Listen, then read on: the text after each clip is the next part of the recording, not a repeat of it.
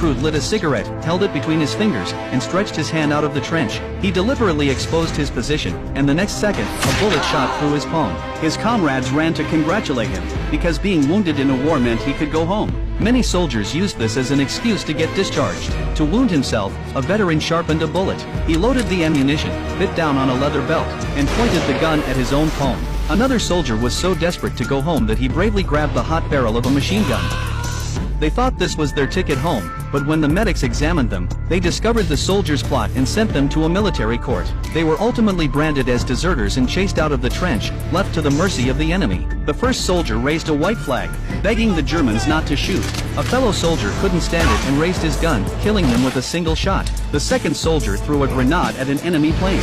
Although he managed to blow up the tail, he was immediately shot and killed by the enemy.